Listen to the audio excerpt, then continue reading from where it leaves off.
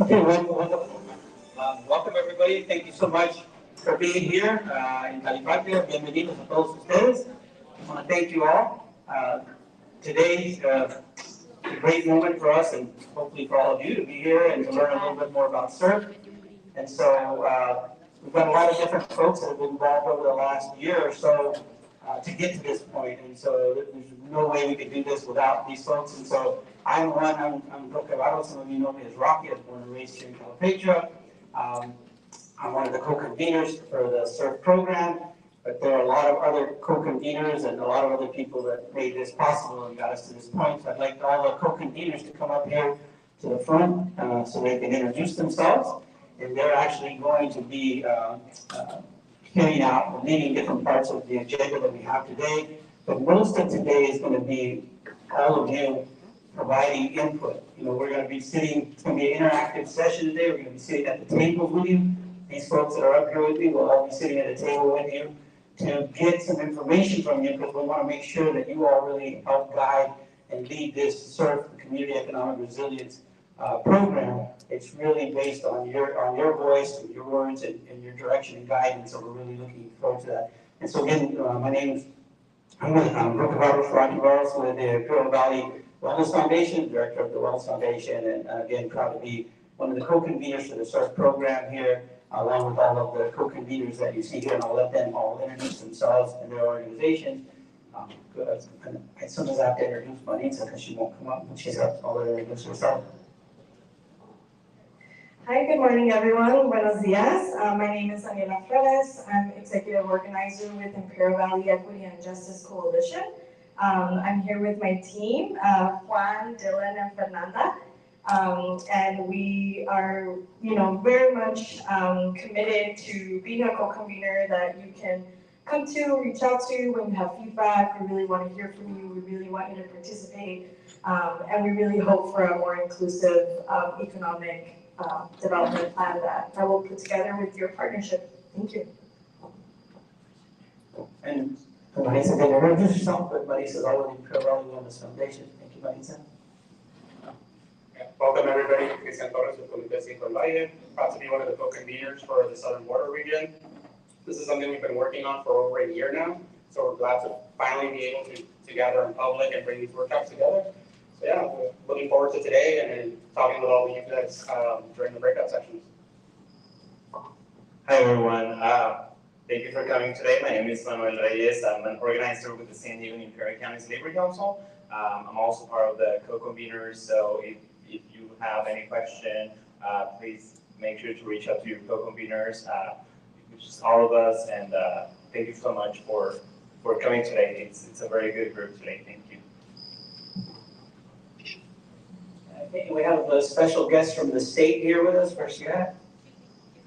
Oh, she's outside. Okay, well, she'll come back. We'll let her introduce herself. Okay, and so just a few things. The bathroom is on that end over there. If you need it, there is water, iced tea, and Jamaica on the table there if you're thirsty. And then at noon, lunch will be served as well. So we hope you enjoy it. And again, I'm going to turn it over now to Manuel, who is going to lead us through the CERF background and Southern Border Coalition. And like I said, this is just going to give you some quick updates, a little bit about CERF, but then we're really going to sit at the tables with you to really work with you around gaining the input. I think that's really going to help us move this program and projects forward. Thank you. Thank you, Roque. Let's see if this is up. Yeah. All right, well, hi everyone. Thank you so much for coming in today. So we're gonna discuss what CERF is. And I wanna start with what CERF means, right? CERF is the Community Economic Resilience Fund program. It's a program funded by the state. The state put up $600 million for. So it's a $600 million project authorized by the state of California, and the purpose is to promote sustainable and equitable recovery from the economic distress of COVID-19 across the California diverse regions. The fund has two phases. Phase number 1 is the planning grant, which is the current phase right now that we are working on. And then it's going to be phase 2, which is going to be the implementation of the grants. And we're going to talk more about the implementation and the planning in the following slides.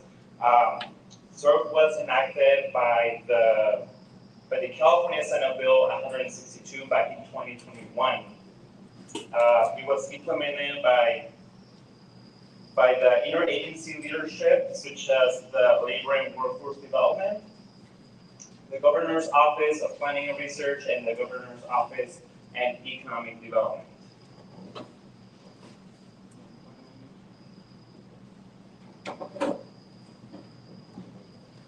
Sorry, I'm here. So basically, what the state did is that the state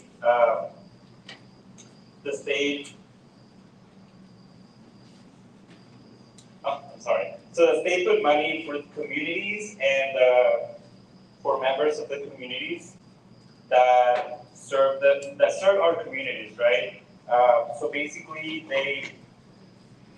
they took the time to actually figure out what our priorities are as a community, and what strategies we're going to use as a community, and then the state will go ahead and give funds to fund those priorities that we have.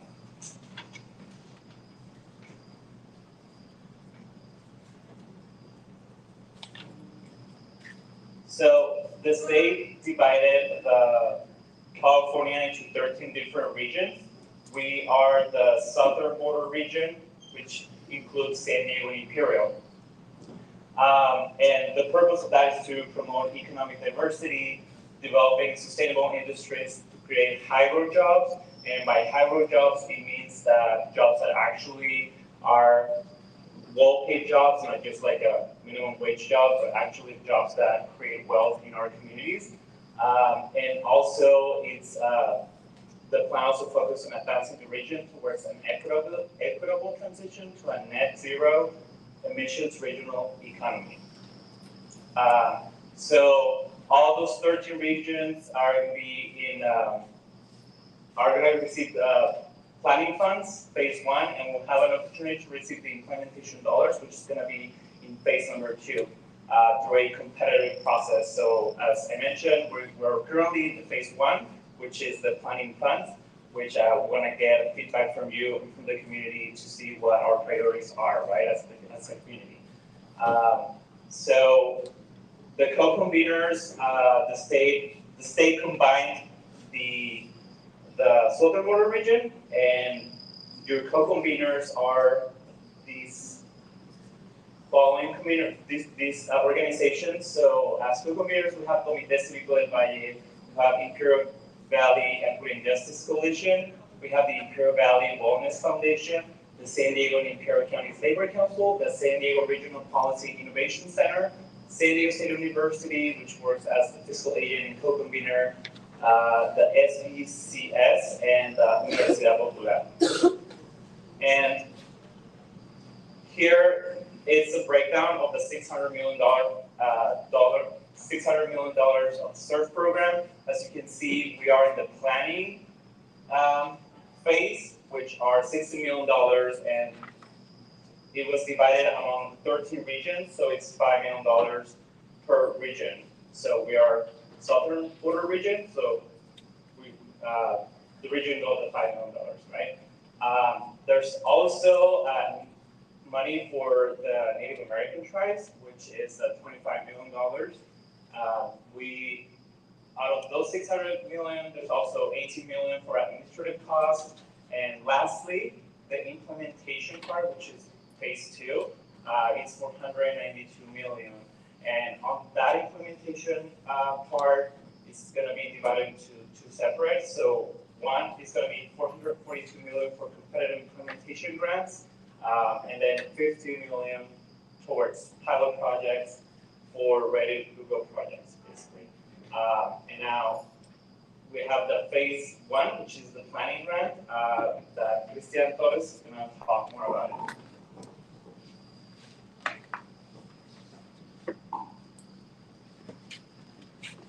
All right, so we're going to get down into a little bit of the technical aspect of this planning grant. And this is, again, phase 1 of the CERF program, which is what we're going to be working on for over the next year or so.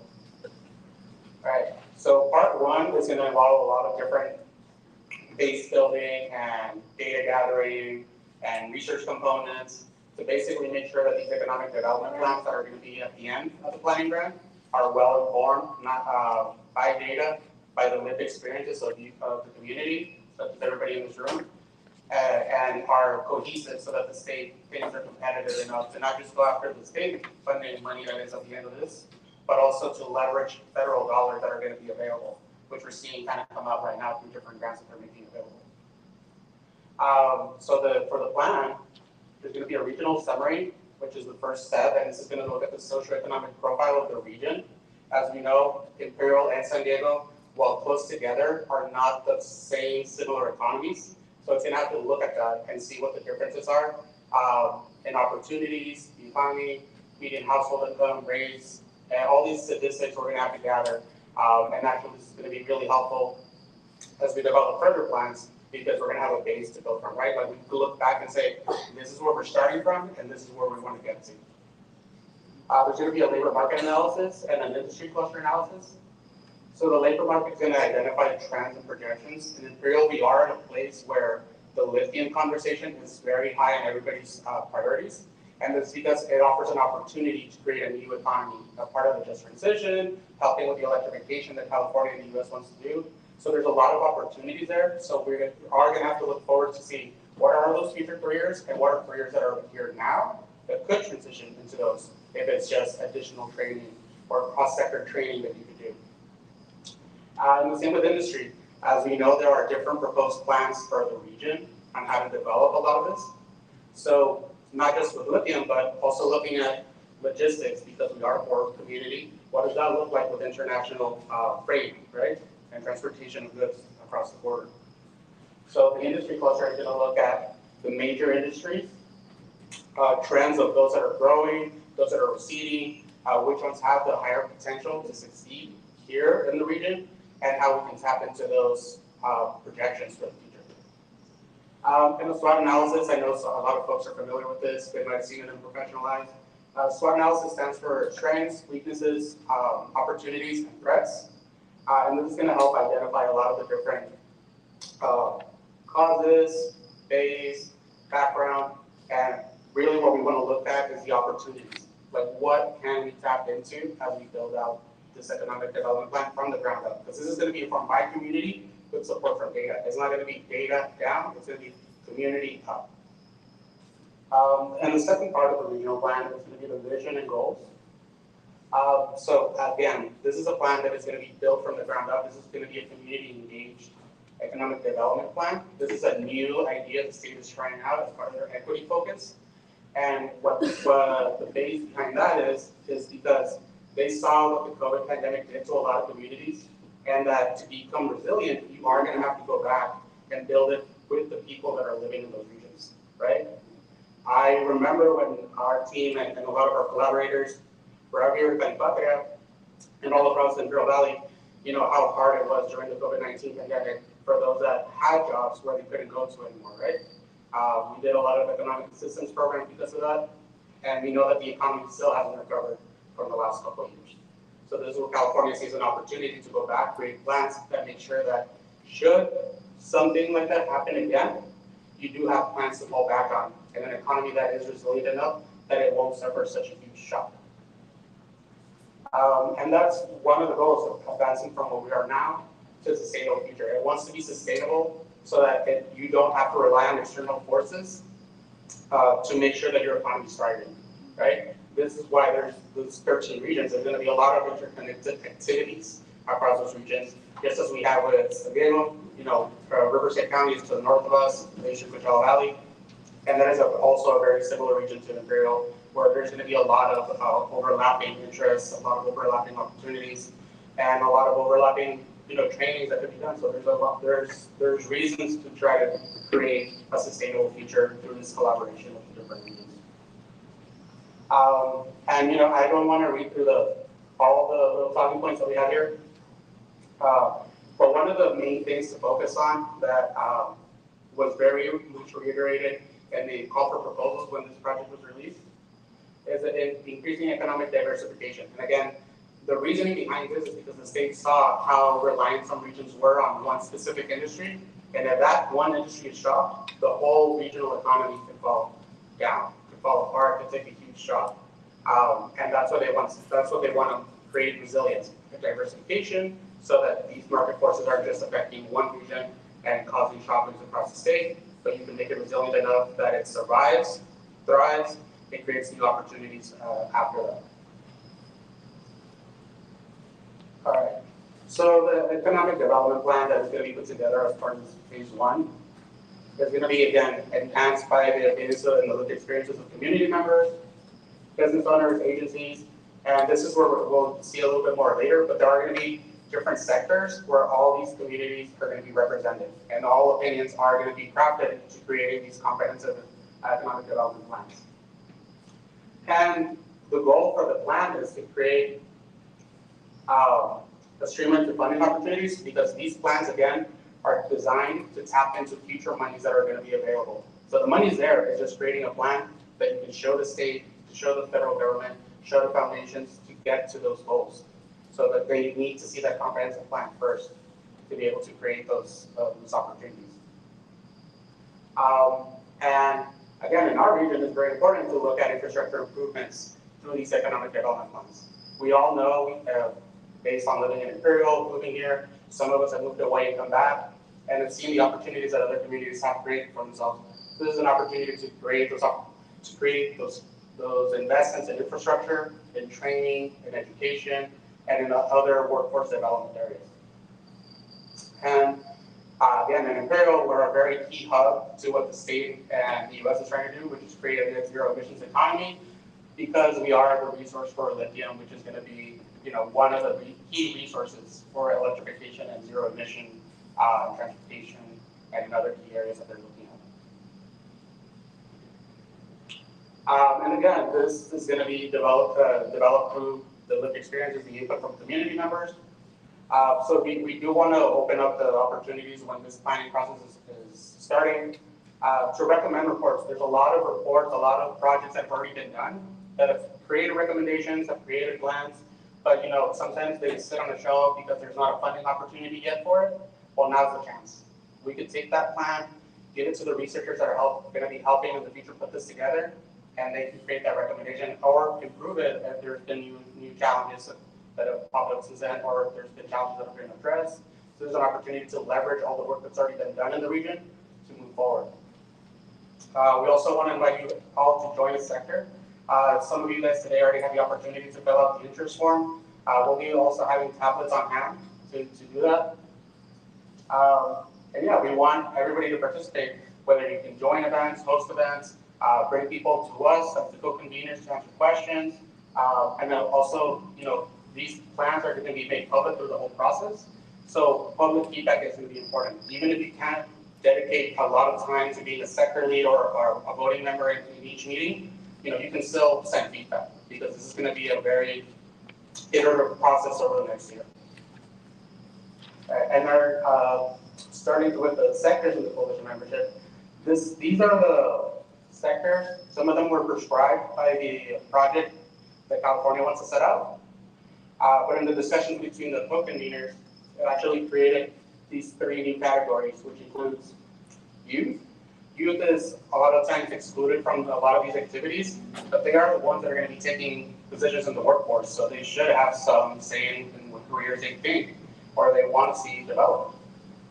The LGBTQI community as well, in a lot of areas that have been marginalized and haven't been allowed to participate in this process or create priority areas where they see that there's gaps.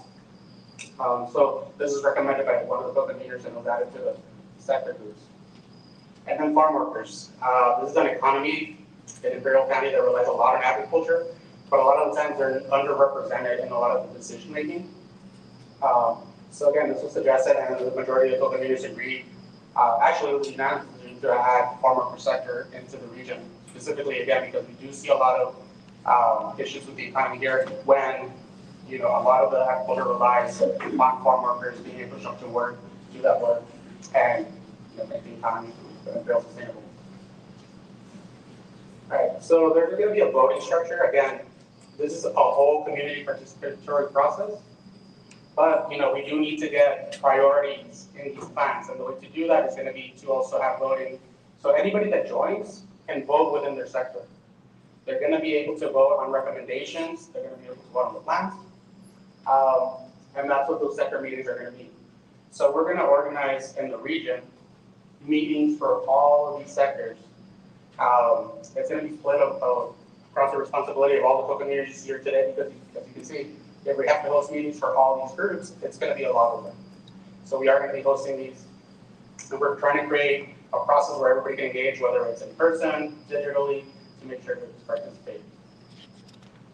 There's going to be sub-regional meetings, and what that means is that essentially we have the southern border region, which is Imperial and San Diego. Then San Diego is going to have meetings for all those groups in San Diego. Then Imperial is also going to have those meetings with those groups in Imperial, but it's going to be memberships of San Diego meeting in San Diego and membership of Imperial meeting in Imperial. So that's what, when you see sub-regional, that's what it means. It's just different counties. And the regional meetings are when, within those sectors, you will vote on a representative to carry your voice and the voice of your group up to the region. So when those county meetings happen between Imperial and San Diego, those people are going to vote on the plans based on the opinions that they're getting from their membership. So think of it as a team lead within that team that's going to carry that decision-making power that you empower them to. Right now, we are looking for sector leads. So this is going to be a self-nomination process. So we want people to give us their qualifications, their interests, and why they want to be a sector lead. This is also going to be a process where sector leads are going to be compensated because they're going to be asked to organize a lot of these meetings with the co-conveners. So we know that's going to be a time investment, and we want to be able to return some of that investment back. And before I move on, the numbers you see here are the number of sector leads that each will have. And this is weighed heavily on getting those underrepresented sectors to have a little bit more say in what the final development of the regional plans. Okay, and I know I spoke a lot about some of these terms and it might not be clear, but we'll just go over quickly over the definitions. So the Southern Border Coalition is everybody in the Southern Border region. So everybody that joins this effort is part of the coalition, right? You're joining the coalition. A co-convener is the groups that you saw here today organize this meeting, and we're the ones that are kind of organizing the effort and bringing people together to come write these plans, host the meetings, help the sectors get gathered. That's our role, and to support in the sectors as well. A sector lead is going to be the representative for that sector. Some sectors, as you saw, have multiple leads. So there's going to be opportunities for people to self-nominate, and then that sector is going to vote on their sector lead. And a coalition member, again, if we have an interest form, if you sign up, you become a member of the coalition. And the reason we're asking for that is because we want to be able to make sure that when there are votes happening in this whole process, that it's people that have been, along with this process, engaging and forming it, that are getting to make that decision, right? So we want everybody to be a member so they can engage in that voting process. And again, there's no restrictions to membership. As an individual, if you have certain experience in one of the sectors, you can join. If you represent an organization, an industry, a business that lies within one of the sectors, or is, you feel it is part of those sectors, you can join representing that as well. So there's a lot of different ways where you can join, and we're not saying that it's restricted. No, we want you to be able to tell us how you fit into this process. And, it doesn't matter, it doesn't mean that because we already have these categories that there's not going to be new ones. There's always an opportunity to go back and amend our plan based on the needs of the region. So we see that there's a sector that's missing, and we're hearing that from multiple sectors in the coalition, then we'll go back and change that. And the state is allowing us to be able to do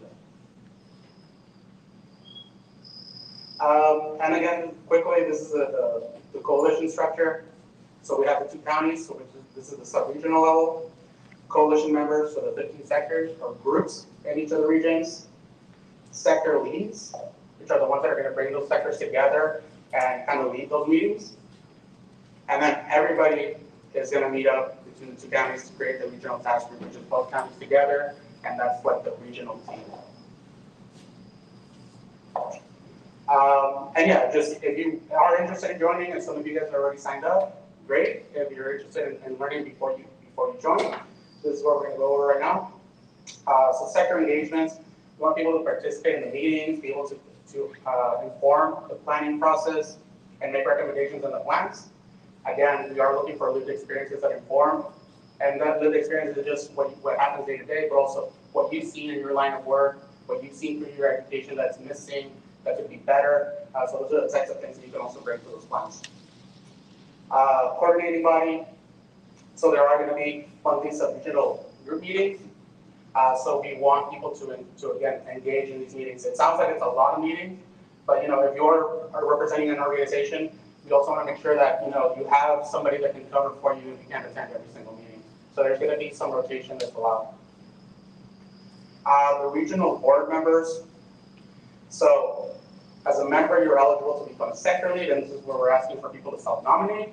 And then those people that are within your sector, once we bring all of those people together, can vote, depending on how many people have self-nominated. We're also asking, again, for review of the plans and provide input. These plans are going to be part of the whole public process. So, we want to encourage everybody to read them. If you have questions, reach out to the co-conveners, reach out to your sector lead, and provide all the input that you can. But there is one thing we want to make sure folks are aware of, and that's financial conflicts. So coalition members are going to be prohibited for participating in discussions or voting on issues in which they or their organization have financial interest. So we are going to be asking for recusals from those types of votes and those activities, right? And this is to create, an objective planning process where it is driven by community, but if somebody within that community may benefit directly because they're promoting something, we want to make sure that the whole community sees that and that person recuses themselves or that organization recuses themselves from voting on those plans. And yeah, become a coalition member, open to organizations, government entities. I know Manuel spoke about the tribal set-aside that the state has. That doesn't mean they can't join this, because there is a sector that is the tribes as well. So they get their own separate money to organize within the tribal government, but they also get to engage in the regional planning process. Individuals, again, we know that there might be people that are retired that might not represent an organization, but they want to bring their experience and their knowledge into this planning process. So individuals on their own are able to also join in. And private sector entities. This is economic development planning process, so we know that there's going to be a lot of industry and business expertise that could be brought into the region for the planning process. So we want to make sure that those folks are also able to engage. And we're asking for folks to join by signing in the coalition member form. Again, we'll have tablets in the room later on for folks to sign up. Or you can talk to any of the co-conveners and we can send you that information as well. To determine what sector best describes you. So based on your experience, who you represent, where you work, we want to be able to identify the sector groups so that when we start inviting for those sector-specific meetings, everybody can come together that's in a very similar background. And as a member, you're going to be asked to provide further information on your organization because we have to do a stakeholder mapping exercise to kind of craft out what is the stakeholders in the region, what's their experience, what's their background, what can they bring to the table. So that we can also identify gaps for the research team that will be hiring for this process that's going to be helping us put together those plans. So if we find that there's a gap, maybe they can help us fill it by identifying people within our own coalition that can help fill that based on other similar or relevant experience. And again, a reminder, coalition members cannot participate in discussions or votes in issues in which they may have a financial conflict of interest, right? Again, we reiterate this because we want this to be an objective planning process, and we are using public dollars to do so. And now, I know I spoke a lot, but we're going to go join our breakout sessions, and the Frank will get to you right now in a second. But really, the breakout sessions, you'll have folks from the co-conveners join you at your table, and we'll go over a little bit of an exercise for the next 10 to 15 minutes. And these are the basic questions we want to answer or work with you guys on. Which sectors are you interested in joining? Is there anybody else that you think should be invited to join this planning process? And are there meetings or gatherings where these reps that you know of are already meeting together?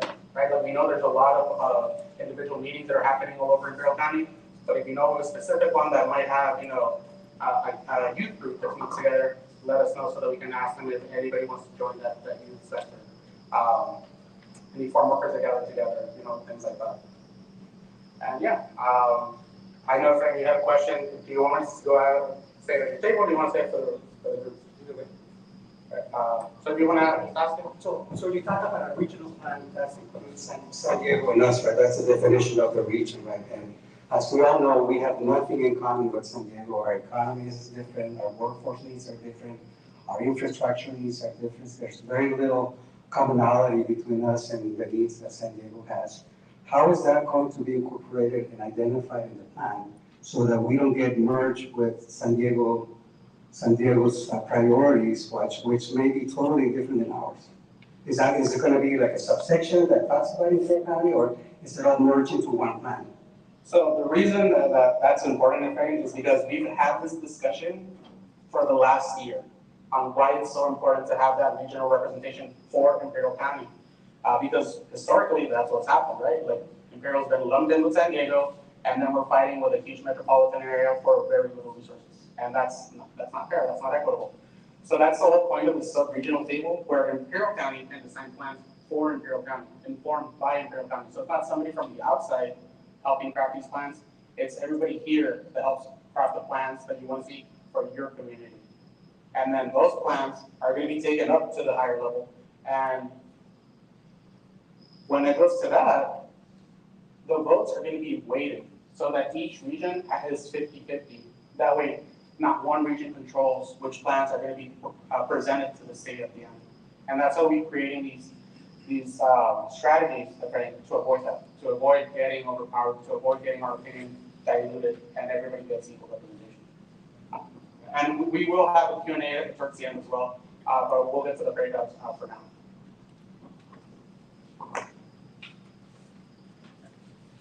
Okay, so co-conveners, right. Okay. I just want to please gather around the tables, and there'll be co-conveners there that'll help you with the question. But before we break up into groups and please find a table, I just want to acknowledge a few people that are here. First of all, I want to acknowledge the Calipatria Lions Club for helping make this possible. William Cooper is here, has been very helpful and instrumental in making this happen here today. Also, thank you, William.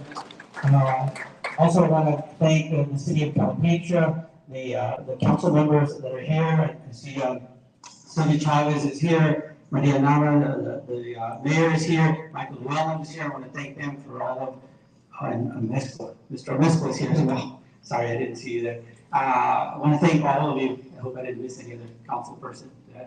And then also want to thank County Supervisor Ryan Kelly for joining us here today as well. So thank you all for being here and making it happen. Thank you. And of course, just to not be excluding everybody, thank you to all of the community members who are also here as well, because it's part of having conversations with high-ranking members of this community, but also all of the community members that are present here. So thank you all, and let's get into discussing the specifics on this breakout section.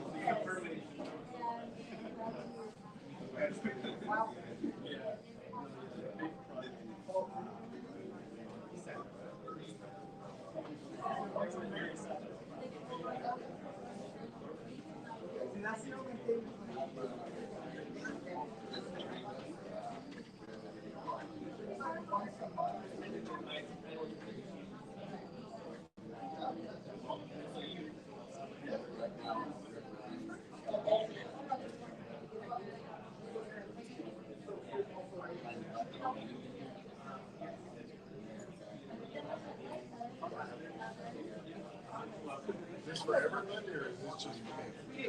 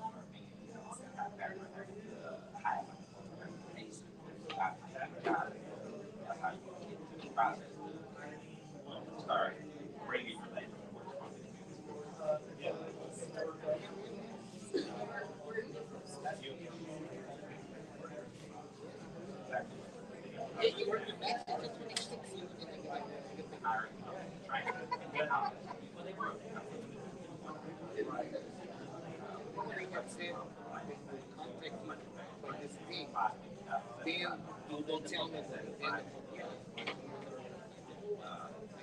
Voy durante el tiempo. It's getting easier. What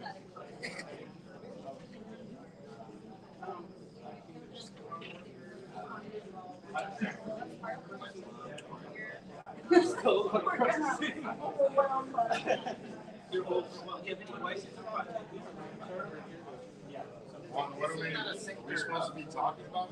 Yeah, what's the question? Yeah. Yeah, I got it. No, I'm trying to find out like which sector are you in. These are not specific sectors. No, look, you saw you have on the back here, right? Yeah, has the 15 sectors.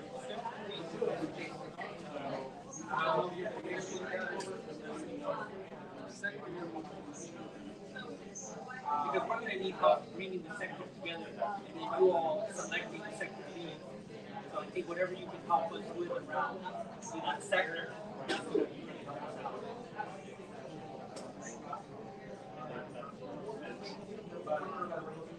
And I know, for instance, there is a government sector. We're going to need help with that. Like how do we reach out to government entities, right? And then there's disinterested community and community building organizations. There's lots of sectors.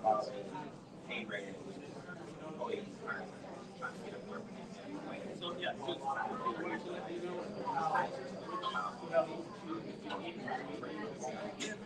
We're also community members.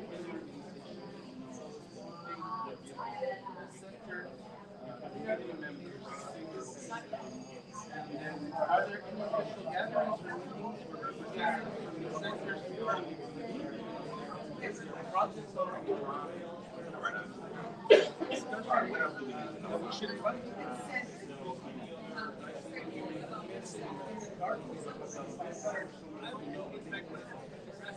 any of that as far as organizing.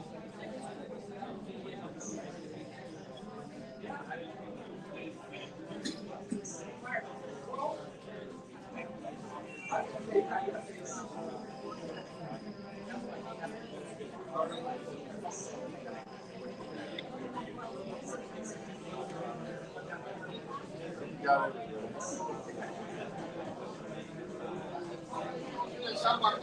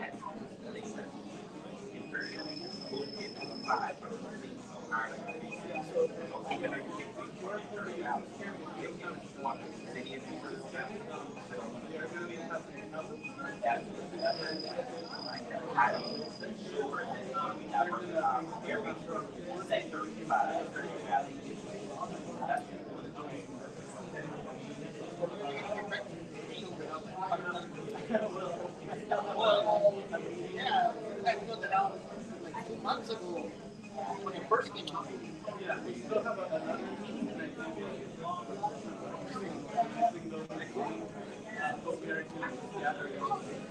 all the interest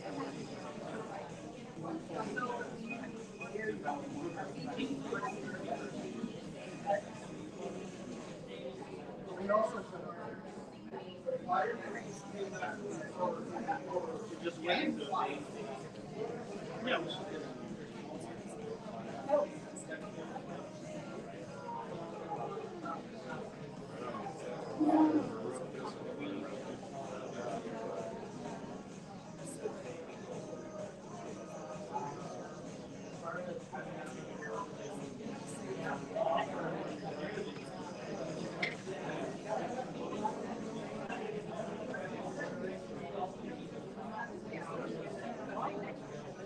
San Diego got the environmental justice organization. How come San Diego has recent environmental justice organization? I'm sure there's someone in the room.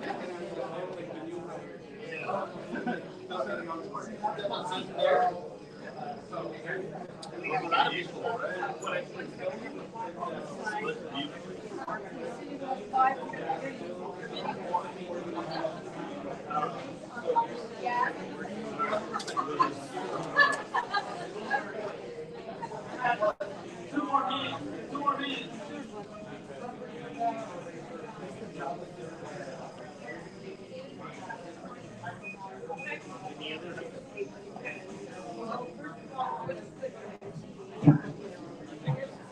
Just to let you know, 2 more minutes, because it's almost 5 minutes to 12 at that time. I want to make sure I honor everybody's time.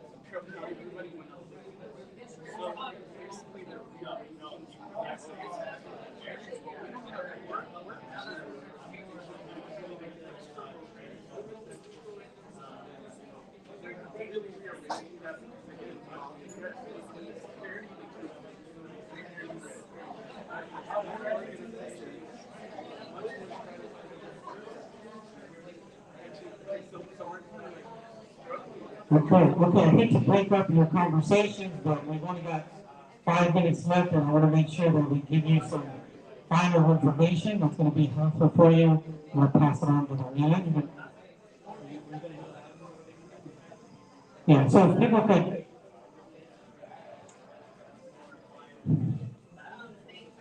Yeah, and so again, we will have time after this or some lunch, and if people want to stay around, we'll answer your questions.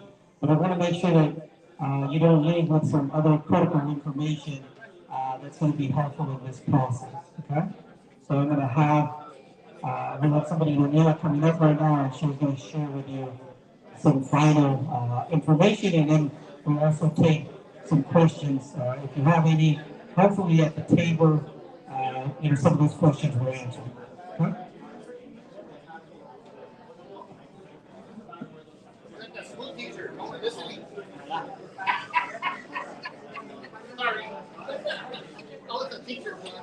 Yeah. They had some funny things to do. Sorry. Hi, everyone. Thank you so much for diving right into conversation about your plans and visions of who should be at this table, who else we need to reach out to, where we should hold these meetings, and then you start thinking about what sector makes the most sense. And as we were talking in our, where's the clicker? As we were talking in our table, we just talked about how this work, we don't just belong to one sector, right? Many of us play multiple hats. And so you're not limited to participate just in one sector. We realize there's connections in across sectors and encourage that collaboration. So for this final section, I'm just gonna, give you some more details and really a summary about the planning phase that we're currently in. This graphic pretty much boils down to 5 phases of this initial planning phase. You have a 12-month plan here that goes all the way to June 2024. Phase 1 included a lot of collaboration between the co-conveners that you see here today. There was a lot of conversation, as you can imagine.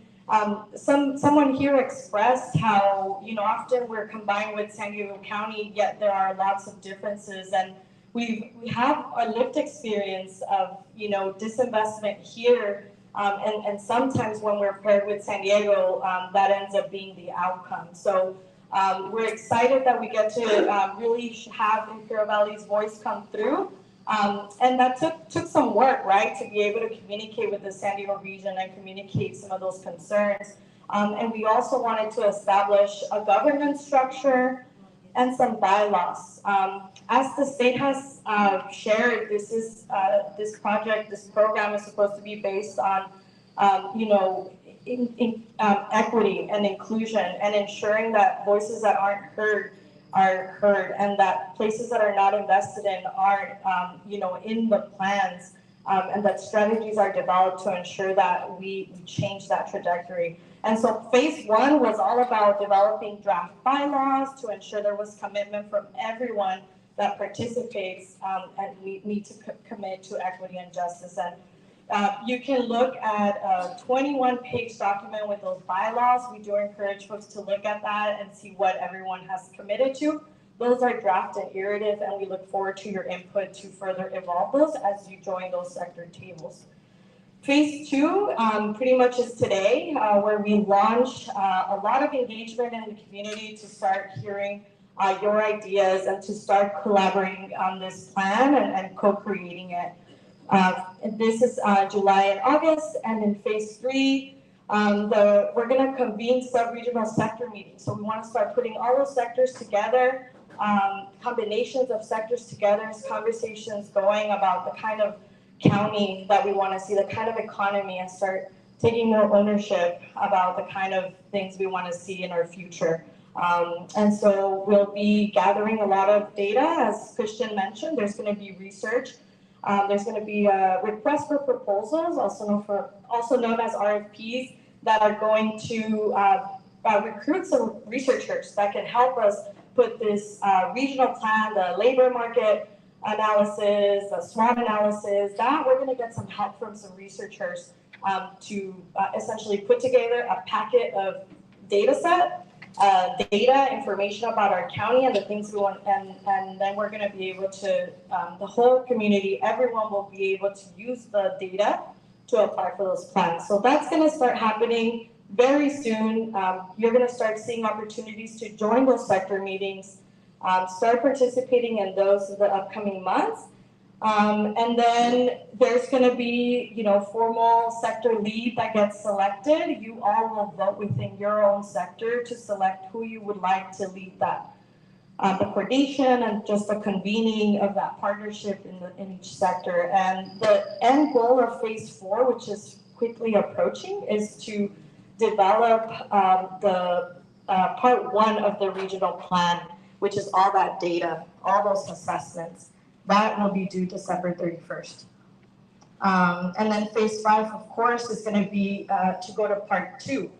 Now that we have the data, we're going to start talking about the strategies to get to a final economic development plan. And so that will be in June 2024. So just wanted to give you a quick overview of what you can anticipate ahead for this program and then this initiative. And we hope that, there's iPads here where you can sign up for you can let us know that you want to continue getting this information, and we'll include you in those emails and our communication. And that's pretty much all I wanted to share at this point. We do have, I actually don't have a clock, but we might be. Okay. So, we want folks to start eating and grabbing their food. And so for now, I look to Roque to kind of share what's next. Yeah, I think we had one was closing us out. Oh, there you are, sorry. I didn't even see you. Right next to you. The one I didn't see. I think blend into the background a lot, don't worry. So take me to, there goes that. So this is what I mentioned, but you can see my face for a moment. Yeah.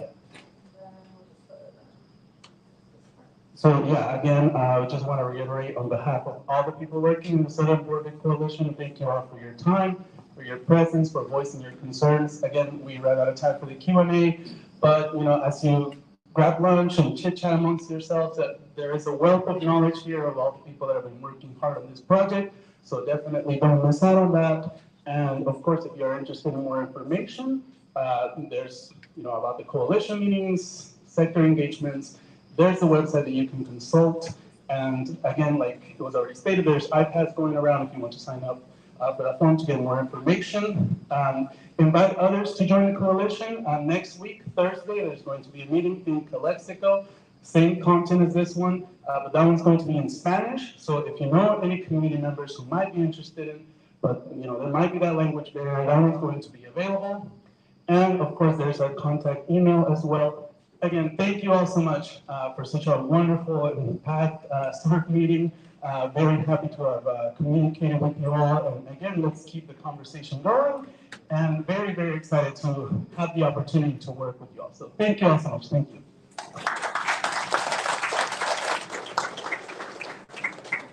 Please help yourself for lunch is over here. Ready to serve their vegan and vegetarian opportunities as well.